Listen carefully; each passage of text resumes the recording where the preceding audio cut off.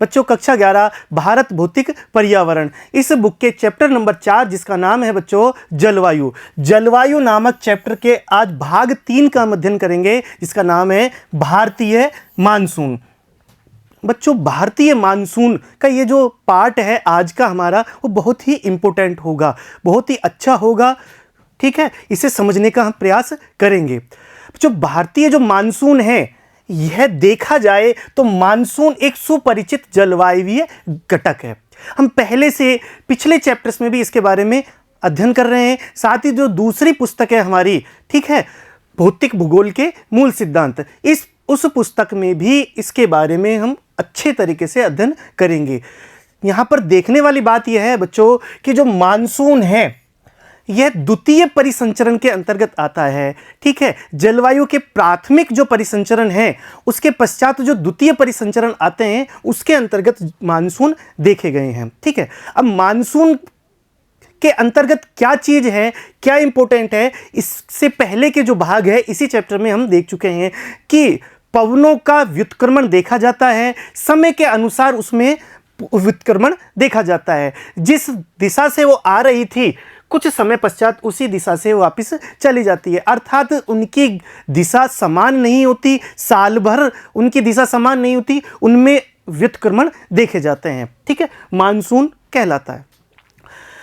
परंतु उसके बारे में बहुत कम जानकारी उपलब्ध है। सदियों से होते आ रहे प्रेक्षणों के बावजूद मानसून आज भी वैज्ञानिकों के लिए पहेली बनी हुई है। पहले भी बच्चों मैंने बताया था कि मानसून जितना आसानी से हमें दिख रहा है उतना आसान समझने वाला नहीं है, अर्थात वर्तमान समय में भी इसकी संपूर्ण जानकारी वैज्ञानिकों को प्राप्त नहीं हो पाई है, ठीक है। इस पर लगातार प्रेक्षण जारी है, लगातार शोध जारी है कि किस प्रकार से कार्य कर रहा है, लेकिन बड़े ताज्जुब की बात है कि हमने अभी तक भी इस पर कार्य संपूर्ण नहीं किया है। इसकी जो क्रियाविधि है हम अच्छे से समझ नहीं पाए हैं, लेकिन जितना भी हम समझ पाए हैं उनका अध्ययन हम करेंगे। मानसून की सही प्रकृति व उसके कारणों को जानने के अनेक प्रयास किए गए, किंतु अब तक कोई भी एक सिद्धांत इसे पूरी तरीके से स्पष्ट नहीं कर पाया है। विभिन्न प्रकार के जो सिद्धांतों की हम बात करें, संकल्पनाओं की यदि हम बात करें, वो आई है समय समय के अनुसार, लेकिन बच्चों यहां तक जो अभी तक की जो संकल्पनाएं हैं वो पूरी तरीके से मानसून को बताने के लिए काफ़ी नहीं है। जितनी भी उन्होंने बताई है उसमें कुछ ना कुछ कमियां या कुछ त्रुटियां जरूर पाई जा रही है, ठीक है, लेकिन जितना भी हम समझ पाए हैं उनका हम अध्ययन करेंगे।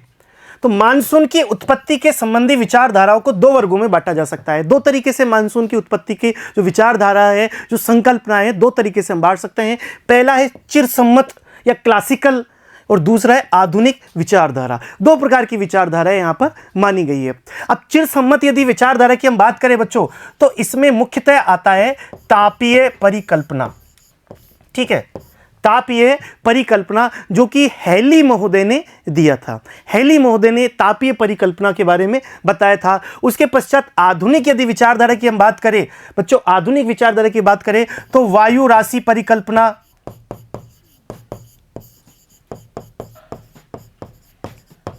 जो कि फोन महोदय ने दिया था, ठीक है,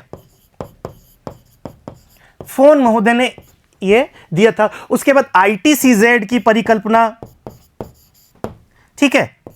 उसके पश्चात यदि हम बात करें तो पी कोटेश्वरन और इन महोदय ने, दोनों ने मिलकर के, पी कोटेश्वरन भारत के थे और इन महोदय दोनों ने मिलकर के एक संकल्पना बनाई, ठीक है। जेट प्रवाह के आधार पर उन्होंने मानसून को समझाने का भी प्रयास किया। तो वर्तमान रूप में इनकी मिली जुली एक संकल्पनाओं के तौर पर हम इसे मानसून को समझ सकते हैं, जिसमें लेटेस्ट यदि हम बात करें तो पी कोटेश्वरम की जो संकल्पना है उसे ज़्यादा महत्ता दी गई है। उसका भी हम अध्ययन यहाँ पर अच्छे से करेंगे। तो हम दोनों तरीके से यहां पर ये देखेंगे कि चिरसम्मत और आधुनिक विचारधारा किस प्रकार से है। तो यहां पर बच्चों हम देख सकते हैं कि ये जो लाइन जा रही है, यह जो लाइन जा रही है बच्चों, ये कौन सी है? भूमध्य रेखा है, ठीक है, यह भूमध्य रेखा है और यहां पर भारत की स्थिति है। भारत और इसके आसपास के इस क्षेत्र में, इस पूरे क्षेत्र में दक्षिण एशिया और दक्षिण पूर्वी एशिया, यहां पर मानसून की स्थिति देखी जाती है, हम सब जानते हैं। तो पहली जो चिरसम्मत परिकल्पना थी, जो कि तापीय परिकल्पना भी है, उसके अनुसार बच्चों क्या है कि वो ऐसा मानते हैं कि गर्मियों में जब तापमान इस क्षेत्र में अर्थात उत्तरी गोलार्ध में जब तापमान अधिक हो जाता है, ठीक है, अधिक तापमान जब हो जाता है तो यहां दाब कैसा होगा, तापमान अधिक होगा तो दाब निम्न होगा, और निम्न दाब होने के कारण यहां तापमान क्या है होगा, दक्षिणी गोलार्ध है, यहां पर तापमान निम्न होगा और दाब कैसा होगा, उच्च होगा। तो उच्च दाब से निम्न दाब की ओर पवनें गति करती है। उच्च दाब से यहां पर दाब उच्च होगा, यहां पर दाब निम्न होगा, यहां पर उच्च दाब से निम्न दाब की ओर पवनें गति करेगी। साथ ही इन्होंने यह बताया कि ये स्थल समीर और समुद्र समीर की तरह है, अर्थात उन्होंने यह भी बताया कि ये स्थल भाग है और यह जल भाग है। तो यहां पर अधिक गर्म होने के कारण, स्थल भाग अधिक गर्म होने के कारण हमने सागर समीर और समुद्र समीर बच्चों, या फिर स्थल समीर हम दूसरी पुस्तक में पढ़ेंगे, वहां पर भी हमें देखने को मिलेगा कि जब तापमान यहां पर ज्यादा होगा, स्थल भाग पर तापमान ज्यादा होगा तो जल भाग से पवनें चलेगी, जिसे क्या कहा हमने, सागर समीर कहेंगे। और इसके विपरीत सर्दियों की यदि हम बात करें, इसके विपरीत दिशा से यह गमन करेगी, इसे स्थल समीर कहेंगे। तो उन्होंने सामान्य रूप से मानसून को सामान्य रूप से स्थल समीर या फिर सागर समीर के रूप में व्यक्त किया, जो कि किस घटना की फलस्वरूप था, तापीय परिकल्पना के रूप में, ताप के आधार पर था। यहां पर ताप अलग और यहां पर ताप अलग होने के कारण मानसूनी पवनें चली। लेकिन बच्चों यह संकल्पना मानने योग्य नहीं है। क्यों मानने योग्य नहीं है? इसके कई सारे कारण हैं, और प्रमुख कारण तो इसका यह है कि यदि इस प्रकार की यदि समीर या पवनें चलेगी, ताप के कारण, यदि ताप और दाब के कारण इस प्रकार की यदि समीर चलेगी, तो ऊपरी परिसंचरण, जो वायुमंडल का जो ऊपरी परिसंचरण है, वहां पर भी तो परिसंचरण होगा या नहीं, ठीक है। तो यहां पर यदि इस प्रकार से स्थल भाग पर पवनें चली जल भाग से, तो ऊपरी परिसंचरण भी कायम होगा। लेकिन यहां पर मानसूनी पवनों के ऊपरी परिसंचरण का इस प्रकार से कायम हमें देखा नहीं गया। हमने इस प्रकार के ऊपरी परिसंचरण को नहीं पाया गया, इसलिए इस मान्यता को हम स्वीकार नहीं कर सकते, ठीक है। इस मान्यता को हम स्वीकार नहीं कर सकते कि ये इस प्रकार से तापीय परिकल्पना, ताप के कारण यहां जल भाग से स्थल भाग की ओर इन पवनों का चलना, जो कि बताया था हेली महोदय ने बच्चों, उन बात को हम मान नहीं सकते। लेकिन बच्चों लगभग 300 साल पहले की घटना है। 300 साल पहले हेली महोदय ने इसके बारे में विचार किया, शुरुआत की, इसलिए उनको इस बात के लिए हम धन्यवाद देते हैं कि कहीं ना कहीं उन्होंने इस बात के लिए विचार तो किया, ठीक है। तो इस बात को हम कह सकते हैं। दूसरी बात है बच्चों, यहां पर दूसरा है कि आधुनिक विचारधारा, जो आधुनिक विचारधारा की जो बात थी, वो शुरुआत में फोन महोदय ने दिया था। फोन महोदय ने बताया था कि वायु राशि की परिकल्पना कही उन्होंने बताया बच्चों कि ITCZ, हमने बताया था बच्चों पहले भी कि ITCZ क्या होता है। इसी चैप्टर में ITCZ की जो उपस्थिति है, ITCZ की इस प्रकार से उपस्थिति देखी गई है। जब गर्मियों में जून जुलाई के महीने में जब सूर्य उत्तरायण पर होता है बच्चों, तो सूर्य के उत्तरायण की स्थिति में ITCZ भी उत्तर की ओर खिसक जाती है, ठीक है। ये तापीय आभासी, ठीक है, ये तापीय रूप से लाइन है, ठीक। तो यहां पर तापीय विश्वत इसको बोलते हैं, यह भी उत्तर की ओर खिसक जाती है। जब ये उत्तर की ओर खिसक जाती है तो इसके अंदर जो पवनें चलती है, यहां पर ITCZ बच्चों, हम ITCZ का जब अध्ययन करते हैं वहां पर भी हमने देखा था कि यदि ये ITCZ है तो ITCZ के अंदर विश्वतीय पछुआ पवनें चलती है, ITCZ के अंदर ही। तो उन्होंने फोन महोदय ने बताया था कि यह ITCZ जो उत्तर की ओर खिसका, इसके अंदर विश्वतीय पछुआ पवनों के प्रवाह के कारण विश्वतीय पछुआ पवनें यहां पर इस प्रकार से ITCZ हुआ, और इसमें विश्वतीय पवनें यहां पर इस प्रकार से चल रही है, ठीक है, इस प्रकार से चल रही है। लेकिन यह मानने योग्य नहीं होगी, ठीक, क्योंकि यह पूरी तरीके से इस तरीके से नहीं चल सकती, यह भी मानने योग्य नहीं हुआ, ठीक। तो उन्होंने इसके बारे में बताया कि वायु राशियों का जब ITCZ उत्तर की ओर खिसका बच्चों, यहाँ भूमध्य रेखा पर ITCZ होना चाहिए, सूर्य के उत्तरायण होने के पश्चात यह उत्तर की ओर खिसक गया। उत्तर की ओर खिसकने के पश्चात यह गंगा के मैदान के समीप यहां पर इसकी स्थिति देखी गई। जब इसकी स्थिति यहां पर देखी गई तो उन्होंने दो बात बताई। पहली बात तो यह थी कि इसके अंदर चलने वाली जो विषुवतीय पछुआ है, उन्हीं के प्रभाव के कारण ही जल भाग से स्थल भाग की ओर पवनें चलती है, जिसे क्या कहा, मानसून कहा गया। लेकिन इसमें भी अनेक प्रकार की समस्या थी, इस बात को भी मानने योग्य नहीं ठहराया जा सकता। लेकिन उन्होंने यह तो समझाया, उनका योगदान क्या था बच्चों, उन्होंने यह तो समझाया कि ITCZ के कारण ही मानसून प्रभावित होता है। मानसून का जो आगमन है उसमें कहीं ना कहीं योगदान ITCZ का उत्तर की ओर खिसकना, यह भी प्रमुख योगदान उनका रहा। ठीक है, फोन महोदय का इसमें भारी योगदान इसमें रहा। उसके पश्चात यदि हम बात करें बच्चों, उसके बाद अगली जो परिकल्पनाएं जो आती है वो ITCZ की परिकल्पना है। उसके अंतर्गत यह समझाया गया था कि यह जो मानसूनें जो आती है, मानसून जो पवनें आती है, ये इसके अंदर ना चल करके जो व्यापारिक पवन, क्योंकि बच्चों ITCZ में दोनों ओर की व्यापारिक पवनें आएगी। ठीक है, यहां पर यदि ITCZ है तो दोनों ओर की व्यापारिक पवनें, उत्तरी गोलार्ध की और दक्षिणी गोलार्ध की, दक्षिणी गोलार्ध और उत्तरी गोलार्ध दोनों व्यापारिक पवनें, इसका नाम क्या था, उत्तर पूर्वी और दक्षिण पूर्वी, दोनों व्यापारिक पवनें ITCZ में जाकर के अभिसरण करने के पश्चात ऊपर की ओर उठ जाती है। ठीक है, ये हम पढ़ चुके हैं। दोनों व्यापारिक पवनें ITCZ के अंदर जाकर के अभिसरण करने के पश्चात अर्थात मिल करके ऊपर की ओर उड़ जाती है। यहां दाब कैसा है, निम्न दाब है, लो प्रेशर यहां पर निर्माण होगा। लेकिन ये ITCZ ही यदि उत्तर की ओर खिसक जाए, जो कि यहां पर हो भी जाता है, ITCZ ही यदि उत्तर की ओर खिसक जाए तो दोनों पवनों का स्थानांतरण भी देखा जाता है। दोनों पवनों का स्थानांतरण, चाहे दक्षिणी गोलार्ध की दक्षिण पूर्वी व्यापारिक पवन हो या उत्तरी गोलार्ध की उत्तर पूर्वी व्यापारिक पवन हो, दोनों पवनों का स्थानांतरण ITCZ के साथ ही यहां पर देखा जाएगा। ठीक है, तो यहां पर जो दक्षिण पूर्वी जो व्यापारिक पवन है, ठीक है, यदि यहां पर ITCZ होता बच्चों, क्योंकि विषुवत रेखा है, यहां पर ITCZ होता तो इसकी दिशा ये होती, दक्षिण पूर्वी की इसकी दिशा होती। लेकिन इस ITCZ की स्थिति उत्तर की ओर खिसक जाने के कारण और यह उत्तरी गोलार्ध में स्थित होने के कारण, कोरियोलिस बल के प्रभाव के कारण यह इसकी जो दिशा है वो इस ओर होगी।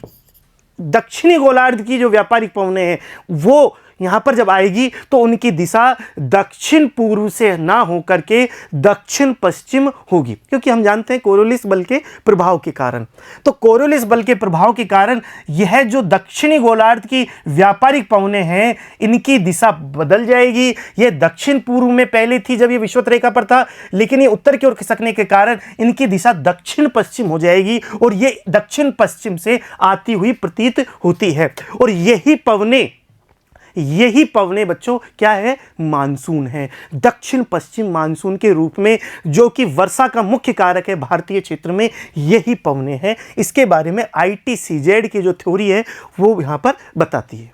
ठीक है, इस तरीके से हमने यहां पर मुख्य रूप से मानसून के बारे में जाना। उसके पश्चात यदि हम बात करें, P कोटेश्वरम और इन महोदय ने, उन्होंने जेट प्रवाह के रूप में इसकी व्याख्या की थी कि किस प्रकार से यहां पर जेट की उत्पत्ति होती है, विभिन्न प्रकार के जेट की उत्पत्ति। लेकिन उन्होंने जो जेट बताए थे वो इन पवनों की उत्पत्ति के बारे में ना बता करके केवल इनकी दिशा और गति को ही बताते हैं।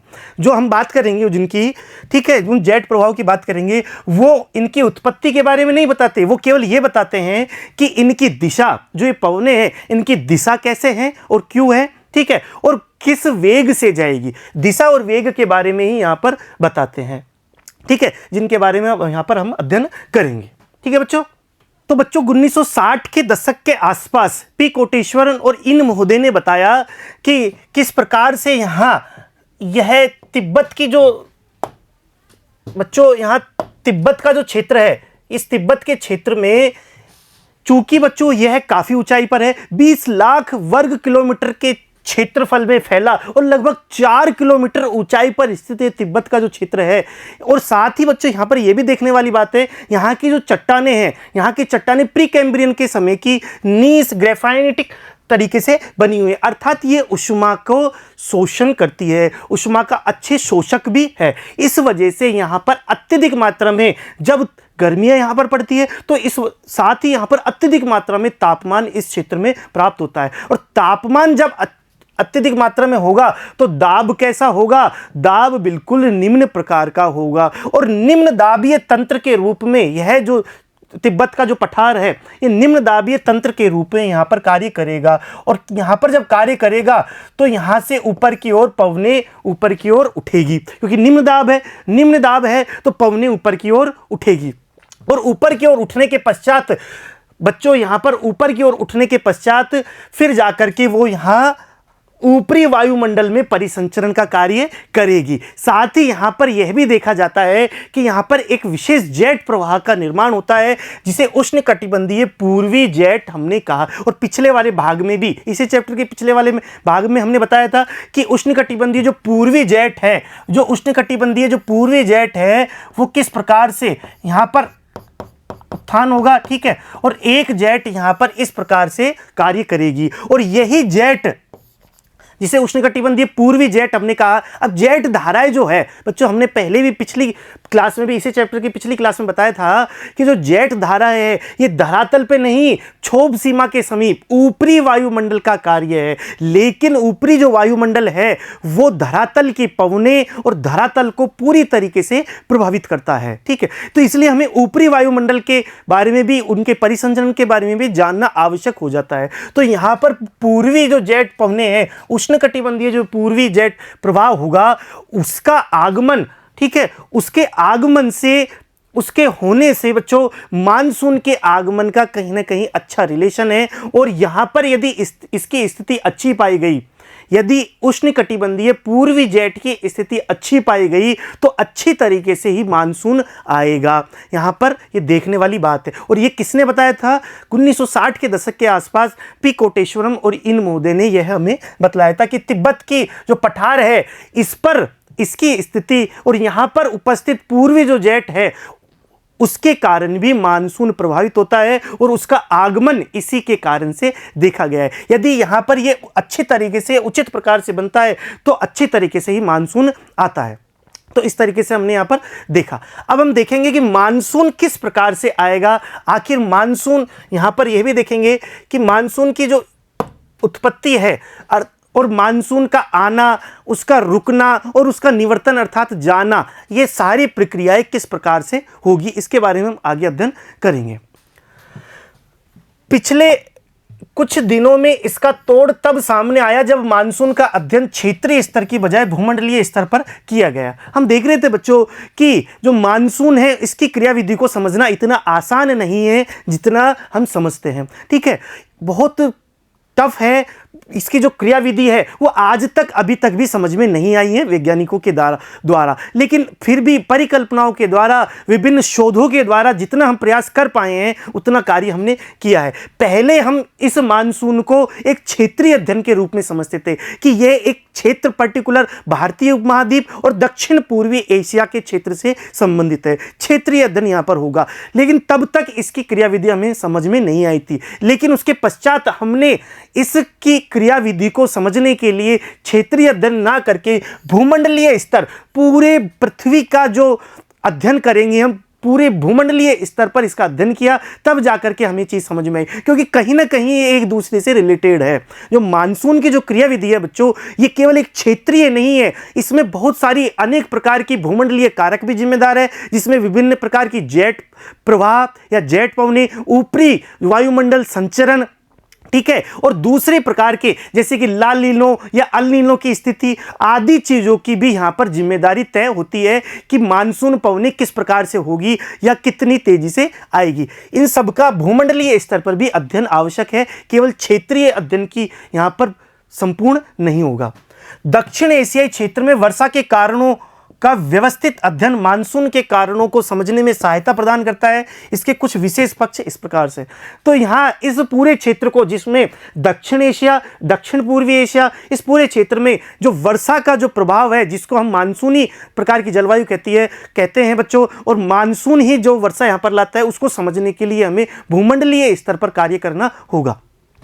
मानसून का आरंभ तथा उसका स्थल की ओर बढ़ना। तो पहला कार्य यह है हमारा, यह होगा कि मानसून का आरंभ कैसे हुआ, मानसून किस प्रकार से स्टार्ट हुआ और वो स्थल की ओर किस प्रकार से बढ़ा। दूसरा है वर्षा लाने वाले तंत्र, जैसे कि उष्णकटिबंधीय चक्रवात तथा मानसूनी वर्षा की आवृत्ति एवं वितरण के बीच संबंध। वर्षा लाने वाले तंत्र कौन कौन से हैं जिनके कारण से वर्षा होगी, तथा मानसूनी वर्षा की आवृत्ति कितनी आवृत्ति के साथ में वो वर्षा आएगी, एवं वितरण किस प्रकार का होगा, कौन से क्षेत्र में कितनी वर्षा होगी, और इनके बारे में क्या कौन कौन से संबंध जुड़े हुए हैं। आखिर किन चीज़ों के प्रभाव के कारण, किन कारकों के प्रभाव के कारण यहाँ पर इसकी आवृत्ति होती है और इसका वितरण होता है। यह भी देखने को मिलता है बच्चों मानसूनी वर्षा में कि जिस क्षेत्र में 50 सेंटीमीटर वर्षा होती है वहाँ पर कम वर्षा हुई या ज़्यादा वर्षा हुई, और यहाँ पर इनकी आवृत्ति भी लगातार किन्हीं वर्षों में बहुत ज़्यादा वर्षा हो गई और किन्हीं वर्षों पर अकाल पड़ गया। इसके क्या कारण हैं, इन कारणों पर जानने के लिए हमें इन चीज़ों को समझना होगा। और अगला है मानसून में विच्छेद, कि मानसून में जो विच्छेद हो गया, आखिर मानसून में रुकावट आ जाती है। हम ये देखते हैं जब मानसूनी महीने होते हैं उनमें 15 दिन की, 1 महीने की, आखिर में अचानक से रुकावट आ जाती है, उसके क्या कारण हैं उसे भी हमने समझना होगा। तो इन सब चीज़ों को समझने के लिए हमें मानसून की क्रियाविधि अच्छे से समझने होगी। ठीक है, तो पहला है हमारा मानसून का आरंभ। मानसून का आरंभ किस प्रकार से हुआ है इसके बारे में हम देखेंगे।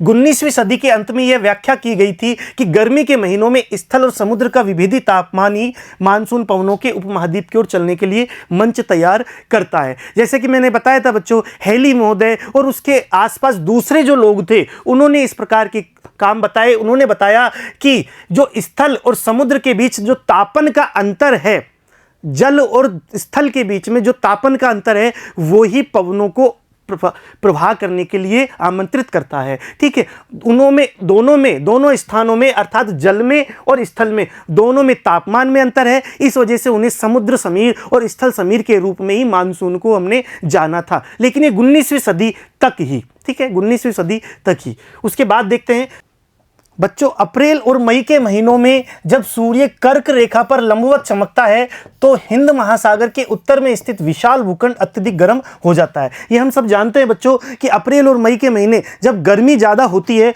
तो उस समय जब सूर्य कर्क रेखा पर सीधा चमकेगा, हम जानते हैं कि सूर्य की लंबवत जो किरणें हैं वो कर्क रेखा से, यहाँ पर एक कर्क रेखा है बच्चों और ये मकर रेखा है, इन दोनों के मध्य ही चमकता है। कर्क और मकर के बीच में उत्तरायण और दक्षिणायन होना सूर्य का, इसी के साथ में ही हमारे यहाँ पर ऋतु परिवर्तन देखे जाते हैं। तो जब कर्क रेखा पर, जो कि भारत में कर्क रेखा बिल्कुल मध्य से निकल रही है, तो कर्क रेखा पर जब सूर्य सीधा चमकता है तो हिंद महासागर के उत्तर में स्थित, क्योंकि हमारा जो उत्तरी भारत है जो क्या है, भूखंड है, स्थल भाग है, वो अत्यधिक गर्म हो जाता है। इसके परिणाम स्वरूप उपमहाद्वीप के उत्तर पश्चिम भाग पर एक गहन न्यूनदाब क्षेत्र विकसित हो जाता है। जब तापमान अधिक होगा बच्चों, हम जानते हैं कि तापमान जब अधिक होगा तो दाब कैसा होगा, निम्न होगा, और एक न्यून दाब का क्षेत्र यहां पर विकसित हो जाता है, क्योंकि भूखंड के दक्षिण में हिंद महासागर अपेक्षाकृत धीरे धीरे गर्म होता है। हम ये भी जानते हैं कि समुद्र के समकारी प्रभाव, अर्थात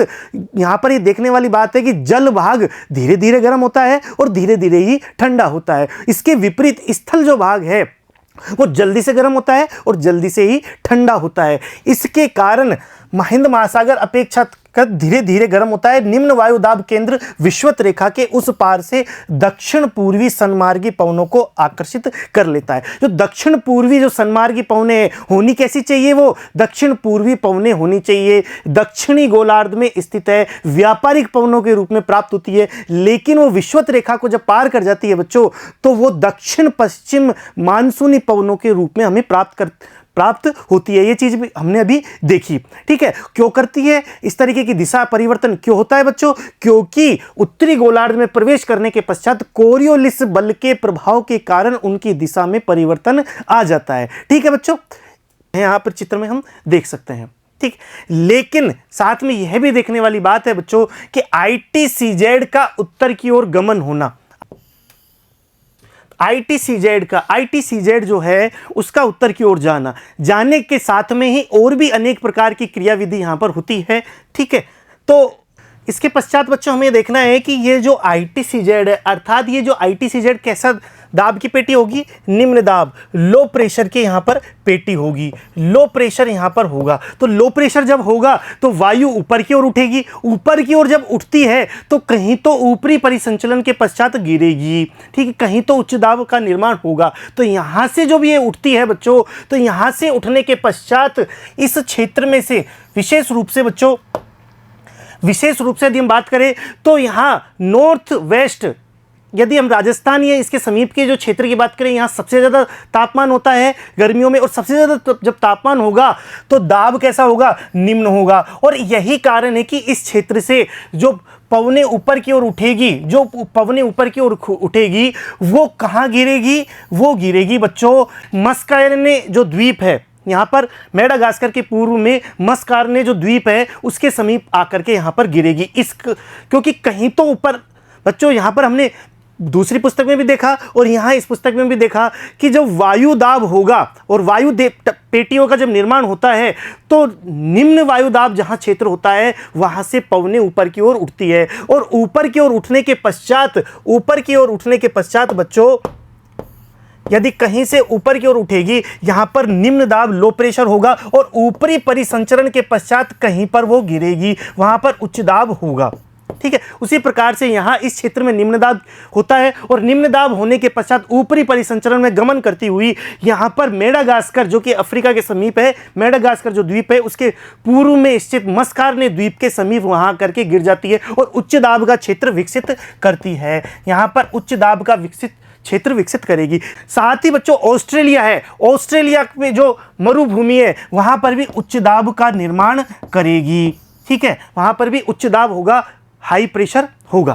तो इन उच्च दाबों के कारण भी जो दक्षिण पूर्वी जो व्यापारिक पवन है, दक्षिण पूर्वी जो व्यापारिक पवन है जो इस तरफ चलनी चाहिए थी, ठीक है, विषुवत रेखा पर चलनी चाहिए थी, इनके प्रवाह में भी तेजी आती है क्योंकि यहाँ पर दोनों प्रकार के उच्च दाब यहाँ पर पाए जाते हैं। और उच्च दाब जब यहाँ पर पाए जाते हैं तो इसमें यहाँ पर एक त्वरण का या गति देने का कार्य करते हैं, जिससे कि दक्षिणी गोलार्ध में चलने वाली जो ये दक्षिण पूर्वी व्यापारिक पवन है ये उत्तरी गोलार्ध में आकर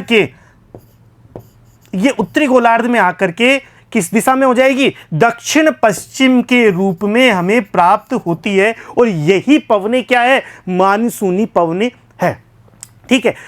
इस तरीके से हमने यहाँ पर इसको देखा। साथ ही एक चीज और है बच्चों जो हमें यहाँ पर प्रभावित करता है, वो है यहाँ पर मोजाम्बिक चैनल। यह जो मोजाम्बिक चैनल है ये क्या है, मोजाम्बिक चैनल है, ठीक है। यहाँ मोजाम्बिक जो चैनल है, यहाँ चूंकि इस समय दक्षिणी गोलार्ध में क्या हो रहा होगा, यहाँ जब हमारे गर्मी हो रही होगी तो दक्षिणी गोलार्ध में भी क्या है, सर्दियाँ हो रही होगी, ठीक है।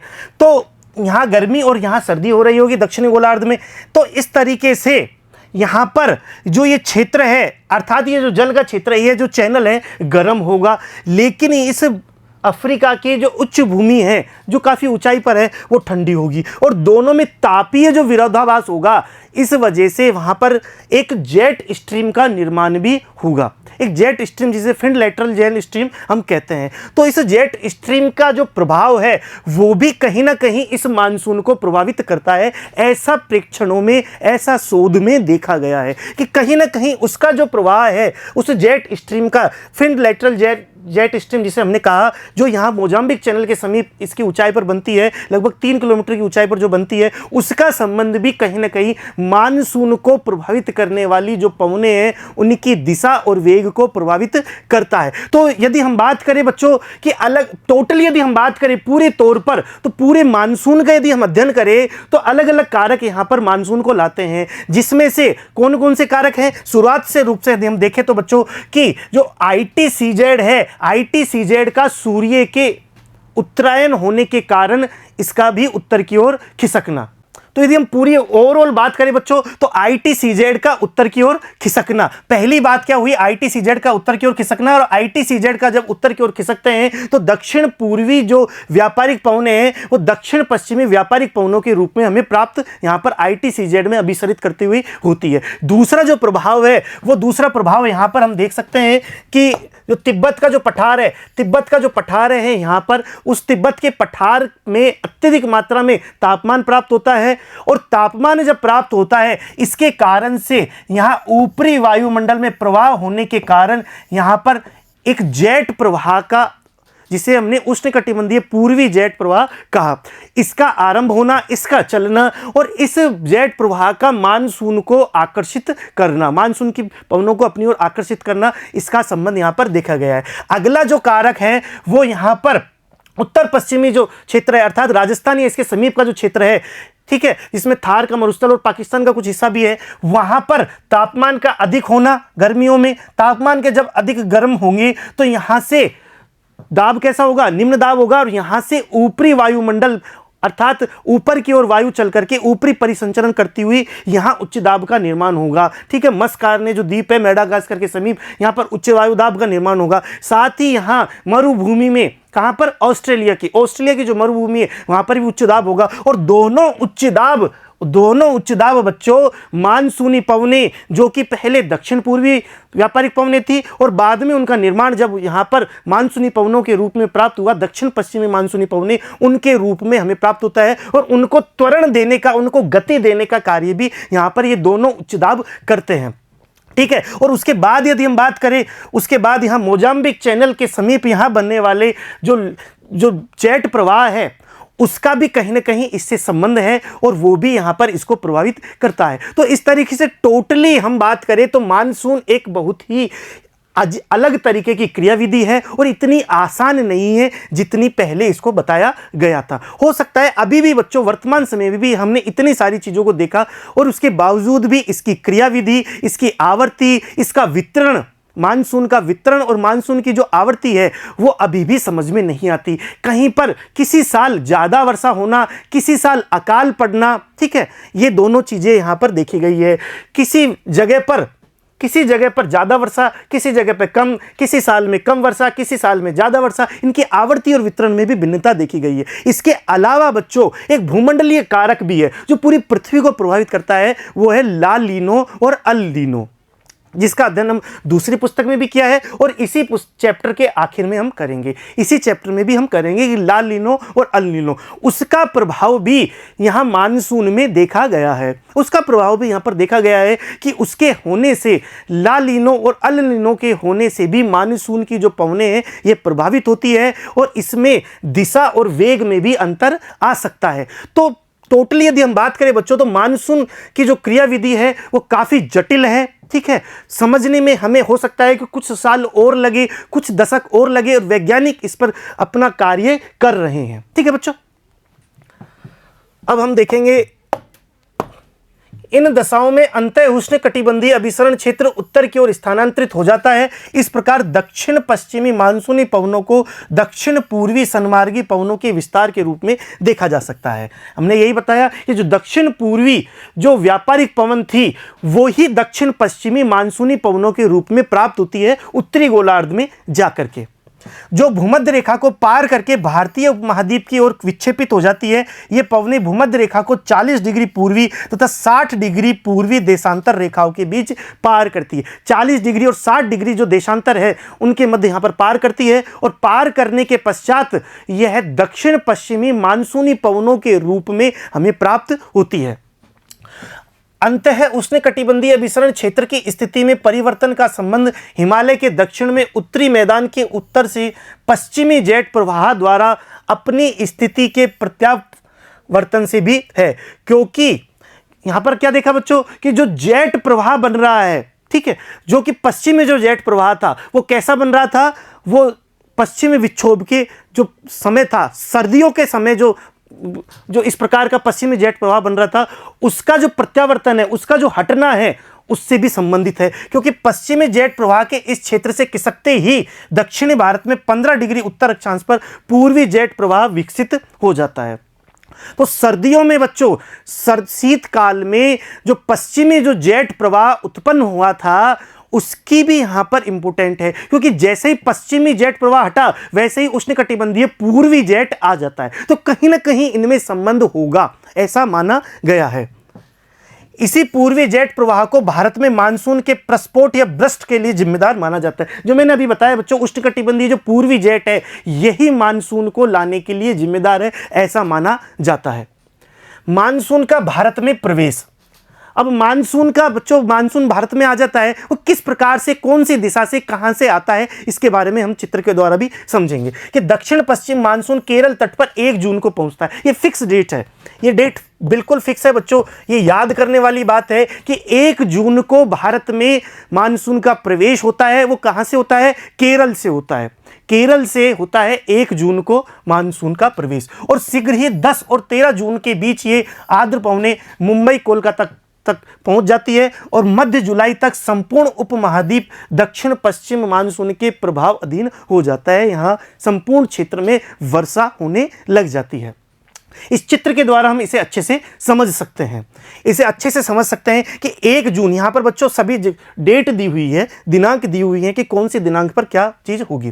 तो 1 जून को जैसे ही केरल के तट पर यह आगाज करेगा और सूचना देगा कि मैं आ चुका हूं, और देते ही यहां पर दक्षिणी जो क्षेत्र है, यहां नीलगिरी का जो क्षेत्र है, इससे टकरा करके कन्याकुमारी के जो क्षेत्र से टकरा करके 2 भागों में विभक्त हो जाता है। एक भाग बंगाल की खाड़ी के रूप में और एक भाग अरब सागर के रूप में, 2 भागों में ये विभाजित हो जाता है। और इस प्रकार से हम इसको अच्छे से देख सकते हैं बच्चों कि 1 जून की रेखा यह है, यह 1 जून की रेखा है, अर्थात यहां 1 जून को मानसून आ जाता है। यहां इसी प्रकार से यदि हम बात करें नॉर्थ ईस्ट में, उत्तर पूर्वी जो भारत है, यहां पर 1 जून को आ जाता है। ठीक है, यहां पर 1 जून को आ जाता है और यहां पर भी 1 जून का। इसी प्रकार से यह 5 जून तक यहां हैदराबाद के समीप यह इस क्षेत्र में पहुंच जाता है, और उसी प्रकार से यह 5 जून तक पूरे नॉर्थ ईस्ट को अपने आगोश में ले लेता है दक्षिण पश्चिमी मानसून। दक्षिण पश्चिमी मानसून बच्चों देखने वाली बात है, जब आप देखो अगली बार जब मानसून की स्थिति देखो तो इस बात को समझना कि पूरा नॉर्थ ईस्ट 5 जून तक यहां पर आ जाता है। ठीक है, और यहां पर यदि हम बात करें तो केरल, तमिलनाडु, कुछ हिस्सा आंध्र प्रदेश का, यह 5 जून तक यहां पर आ जाते हैं। इसके बाद यदि हम देखें तो 10 जून तक दक्षिण और पूर्वी भारत का अधिकांश हिस्सा 10 जून तक आ जाता है। इसकी स्थिति हम देखें तो 10 जून तक, ये मैं रेड कलर से दिखा रहा हूं बच्चों, 10 जून तक यहां पर दक्षिण भारत और पूर्वी भारत के ये हिस्से यहां पर आ जाते हैं। 10 जून तक इनकी स्थिति देखी जाती है। और उसके पश्चात यदि हम बात करें 15 जून, तो 15 जून को मध्य भारत का संपूर्ण क्षेत्र यहां पर आ जाता है। ठीक है, जिसमें मध्य प्रदेश, छत्तीसगढ़, बिहार का क्षेत्र, ठीक है, कुछ हिस्सा गुजरात का, ये आदि जो क्षेत्र है ये 15 जून तक कवर हो जाते हैं।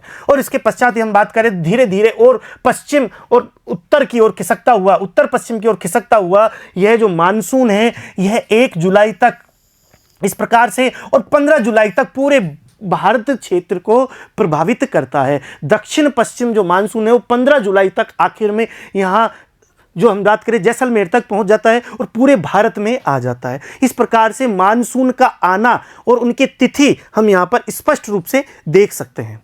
ठीक है बच्चों, और इस चित्र को हम समझ सकते हैं। इसके बाद है बच्चों वर्षावाही तंत्र तथा मानसूनी वर्षा का वितरण। वर्षावाही तंत्र कौन सा है और मानसूनी वर्षा का वितरण किस प्रकार से होगा। भारत में वर्षा लाने वाले 2 तंत्र प्रतीत होते हैं। पहला तंत्र उष्णकटिबंधीय अवदाब है जो बंगाल की खाड़ी या उससे भी आगे पूर्व में दक्षिणी चीन सागर में पैदा होते हैं तथा उत्तरी भारत के मैदानी भागों में वर्षा करता है। दूसरा तंत्र अरब सागर से उठने वाली हिंद दक्षिण पश्चिमी मानसून धारा है जो भारत के पश्चिमी तट पर वर्षा करती है। तो प्रमुख रूप से यदि हम भारत के वर्षावाही जो तंत्र की बात करें तो 2 प्रमुख तंत्र यहां पर पाए जाते हैं। पहला जो तंत्र है उष्णकटिबंधीय अवदाब है, अर्थात उष्णकटिबंधीय जो चक्रवातों की स्थिति है जो कहां पर पैदा होते हैं, जो बच्चों बंगाल की खाड़ी में पैदा होते हैं। और साथ में बंगाल की खाड़ी से भी यदि आगे बात करें हम तो चीन में यदि हम बात करें दक्षिणी चीन जो सागर है, दक्षिणी चीन जो सागर है वहां पर इनकी उत्पत्ति देखी जाती है और वहां से फिर ये आते हैं और आने के पश्चात वर्षा लाने का कार्य करते हैं और विशेष रूप से उत्तरी भारत के मैदानी भागों में इनसे वर्षा आती है। दूसरा जो मुख्य तंत्र है और जो पूरे भारतीय क्षेत्र न केवल भारतीय उपमहाद्वीप को बल्कि दक्षिण पूर्वी एशिया को भी प्रभावित करता है वो है दक्षिण पश्चिम मानसून धारा। ठीक, ये 2 प्रकार के तंत्र यहां पर विकसित हुए। तो पहला जो तंत्र है वो है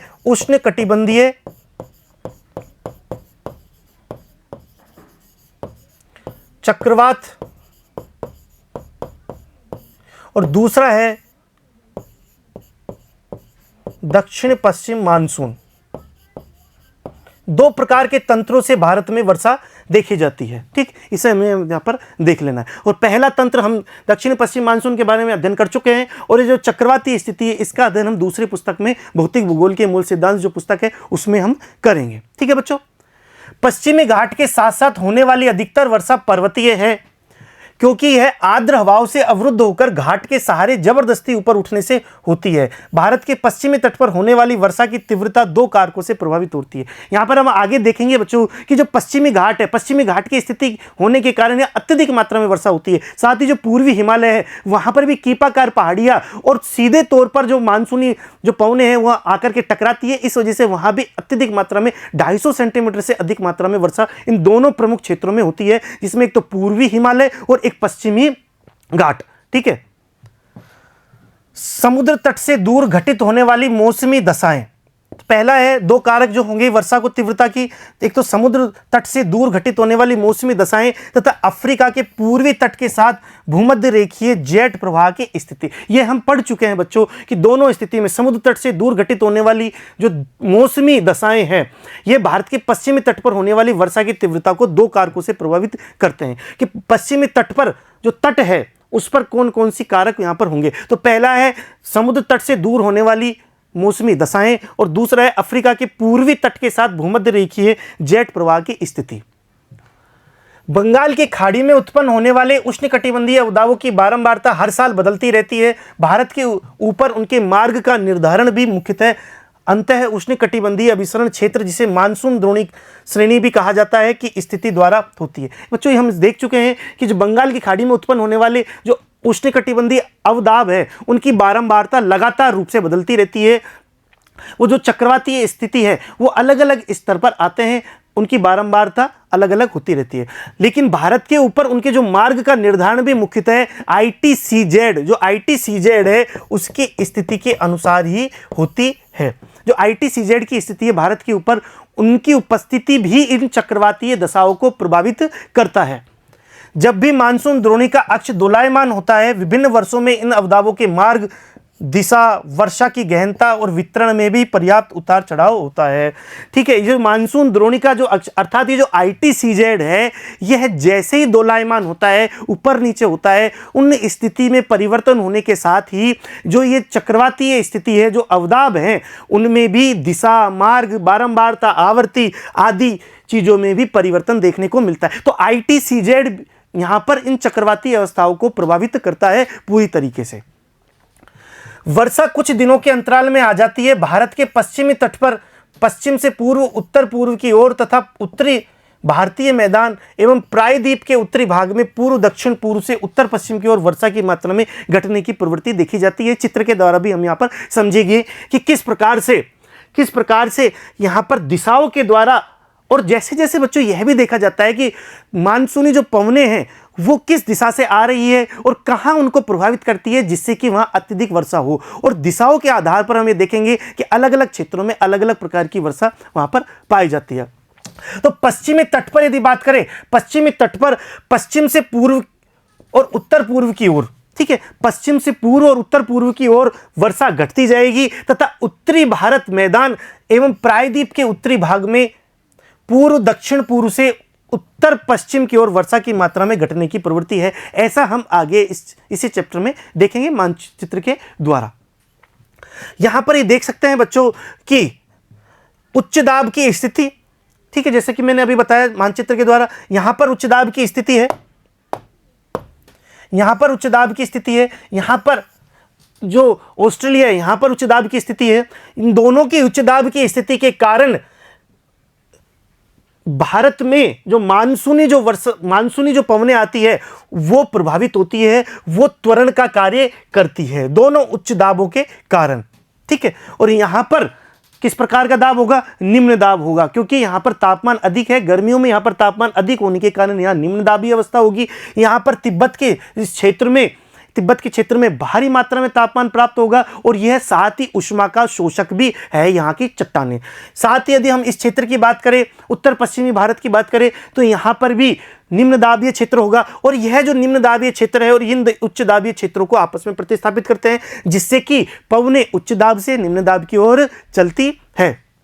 ये दक्षिणी ओसिलेशन के अंतर्गत हम देखते हैं कि ला नीनो और अल नीनो की स्थिति के कारण यह भी इस मानसून की पवनों को प्रभावित करता है। इसी चैप्टर में इसका अध्ययन अच्छे से करेंगे। ठीक है बच्चों, यहाँ पर हम मानसूनी जो पवनें हैं, साथ ही चलने वाली दूसरी प्रकार की जो पवनें हैं, उनकी स्थिति और उनकी दिशा हम देख सकते हैं। भारत में इनकी स्थिति किस प्रकार से है, देखो बच्चों, यहाँ पर ये उच्च दाब है और उच्च दाब होने के कारण, यहाँ पर बच्चों उच्च दाब होने के कारण कैसा होगा, यहाँ पर प्रति चक्रवातीय स्थिति देखी जाएगी। ठीक है, प्रति चक्रवातीय स्थिति देखी जाएगी। ठीक है, और यहाँ पर जैसे ही ये उत्तरी गोलार्ध में प्रवेश करते हैं, इनकी दिशा कोरियोलिस बल के कारण इस तरफ से हो जाती है और यह भारत में इस प्रकार से प्रवेश करते हैं।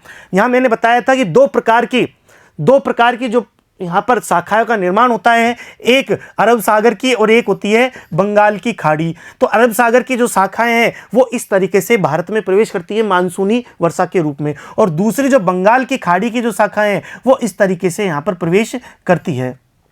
इसी प्रकार से इनकी शाखाएं ये हिंद चीन प्रायद्वीप से होते हुए चीन के आसपास समानांतर होती हुई आगे की ओर गमन कर जाती है। इस तरीके से पूरा ऊपरी वायुमंडल और धरातल का जो पवनें हैं वो पूरी तरीके से मैनेज होती है। अब बच्चों अगला है मानसून में विच्छेद। मानसून में विच्छेद किस प्रकार से होगा? विच्छेद का मतलब है यहाँ पर कि मानसून में जो गैप है, जो अंतराल है, वो यहाँ पर पाया जाता है। और उसके मुख्य कारण कौन कौन से ये देख सकते हैं कि दक्षिण पश्चिम मानसून काल में एक बार कुछ दिनों तक वर्षा होने के बाद यदि एक दो या कई सप्ताह तक वर्षा न हो तो इसे मानसून विच्छेद कहा जाता है। यह विच्छेद विभिन्न क्षेत्रों में विभिन्न कारणों से पैदा होते हैं जो कि निम्नलिखित हैं। तो जब वर्षा आ जाती है, मानसून आ जाता है, लेकिन उसके पश्चात कुछ समय के लिए वहां पर रुकावट आ जाती है, जिसे क्या कहा? मानसून में विच्छेद होना। और इसके कुछ कारण हैं, इसके कुछ बच्चों कारण है। कौन कौन से कारण है? पहला कारण है कि उत्तरी भारत के विशाल मैदान में मानसून का विच्छेद उष्णकटिबंधीय चक्रवातों की संख्या कम हो जाने से और अंतः उष्णकटिबंधीय विसरण क्षेत्र, जिसे क्या कहते हैं? ITCZ की स्थिति में बदलाव आने से होता है। तो या तो ITCZ में बदलाव आ जाए, उसमें दोलन हो जाए, उसमें कोई समस्या पैदा हो जाए, इस वजह से विच्छेद आ जाता है, या फिर जो उष्णकटिबंधीय जो चक्रवात है जिसके वजह से उत्तरी भारत में वर्षा आती है वहां पर उनकी संख्या कम हो जाए, इससे भी मानसून में विच्छेद आ जाता है। पहला कारण हुआ। दूसरा कारण है पश्चिमी तट पर मानसून विच्छेद तब होता है जब आर्द्र पवनें तट के समानांतर बहने लगी। यदि तट के समानांतर यदि बहने लगेगी बच्चों, ठीक है, यदि यहां पर यदि हम बात करें, यहां पर पश्चिमी तट की यदि हम बात करें तो पश्चिमी तट पर तट के समानांतर यदि पवनें बहने लगेगी तो यह मानसून को लाने के लिए जो जिम्मेदार है, अर्थात जो यहां से मानसून आ रहा होता है उसको प्रभावित करेगी, क्योंकि यहां पर अपने आप में तट पर ही पवनें बह रही। कई बार ऐसा हो भी जाता है, ठीक है। तो ऐसा होने के कारण बच्चों यहां पर आर्द्र पवनें तट के समानांतर बहने लगे और जिससे कि मानसून में विच्छेद देखा जाता है। कुछ समय के लिए गैप यहां पर लग जाता है और आने वाली जो मानसूनी पवनें हैं वो यहां पर प्रभावित होती है। राजस्थान में मानसून विच्छेद तब होता है जब वायुमंडल के निम्न स्तरों पर तापमान का विलोमता वर्षा करने वाली आर्द्र पवनों के ऊपर उठने से रोक देती है। अब राजस्थान की यदि बात करें बच्चों तो यहां पर भी मानसून विच्छेद देखा जाता है जब वायुमंडल के निम्न स्तरों पर, जो वायुमंडल के जो निम्न स्तर है, नीचे की ओर है, उन स्तरों पर तापमान की विलोमता यहां पर देखी जाती है, वर्षा करने वाली आर्द्र पवनों को ऊपर उठने से रोक देती है। तो यहां पर जो वर्षा करने वाली जो आर्द्र पवनें हैं वो ऊपर उठने से रोक देती है, उनको नीचे की ही रहने देती है। यहां पर क्योंकि तापमान में अधिकता देखी जाती है बच्चों, राजस्थान में तापमान में बहुत ज्यादा अधिकता देखी जाती है क्योंकि यह रेगिस्तान वाला क्षेत्र है, ठीक है। इस वजह से यहां पर जो तापमान की विलोमता होती है, तापमान की विलोमता का मतलब क्या होता है बच्चों? हम जानते हैं कि ऊंचाई के साथ में, धरातल से ऊंचाई के साथ में तापमान में कमी होती है, यह सामान्य परिघटना है। तो धरातल के समीप तापमान अधिक होगा और उसके ऊपर तापमान में कमी होती जाएगी, अर्थात ऊंचाई पर तापमान कम होता है। लेकिन यदि किन्हीं परिस्थितियों में इसका उल्टा हो जाए तो उसे कहते हैं तापमान की विलोमता, अर्थात किन्हीं कारणों से धरातल पर तो अधिक ठंड हो, ठीक है, अर्थात तापमान कम हो और ऊंचाई पर तापमान अधिक हो। इस कारणों से अब यहां पर ऐसा कैसे होता है, क्योंकि हम बच्चों ये जानते हैं कि जब लगातार रूप से मानसून की पवनें आती है तो राजस्थान में भी आती है, और मानसून की पवनें क्या है, अपेक्षाकृत ठंडी पवनें हैं, ठीक है, क्योंकि उनमें आर्द्रता रहती है। तो जो अपेक्षाकृत ठंडी पवनें हैं वो धरातल पर अर्थात नीचे हो जाती है, और वहां की स्थानीय जो पवनें हैं, स्थानीय जो क्षेत्र अत्यधिक गर्म होने के कारण वो ऊपर की ओर चली जाती है, और इस कारण से तापमान की विलोमता यहां पर देखी जाती है, और इस वजह से वहां पर भी वर्षा में क्या होता है, मानसून में विच्छेद देखा जाता है। इसके बाद है बच्चों मानसून का निवर्तन, अर्थात मानसून का लौटना क्या कहलाता है, मानसून का निवर्तन कहलाता है। मानसून के पीछे हटने या लौट जाने को मानसून का निवर्तन कहा जाता है। अब ये होता कैसे है, ये उसी कारण से होता है जिस कारण से शुरुआत हुई थी उसी कारण से इसका अंत होगा। किस कारण से शुरुआत हुई थी, शुरुआत में याद करो बच्चों कि सबसे पहला कारक क्या था, पहला कारक था सूर्य की स्थिति। सूर्य की जो स्थिति थी, सूर्य का उत्तरायण होना और कर्क रेखा तक जाना, ठीक है, और इसी कारण से ITCZ की स्थिति और इस कारण से पूरे तंत्र की स्थिति हमने यहां पर देखी।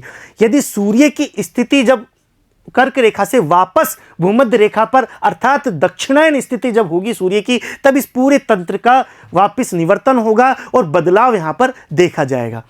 तो मानसून के पीछे हटने या लौट जाने की मानसून निवर्तन कहा जाता है। सितंबर के आरंभ से, अब सितंबर तक क्या होगा, सितंबर तक यह है भूमध्य रेखा पर चमकेगा कौन, सूर्य। सूर्य जो कर्क रेखा पर जून के महीने में कर्क रेखा पर चमक रहा था बच्चों, वो सितंबर तक आते आते क्या भूमध्य रेखा पर चमकने लग जाएगा, और सितंबर के पश्चात वापस मकर रेखा अर्थात और भी ज्यादा दक्षिण में चला जाएगा, उसका दक्षिणायन होना हो जाएगा।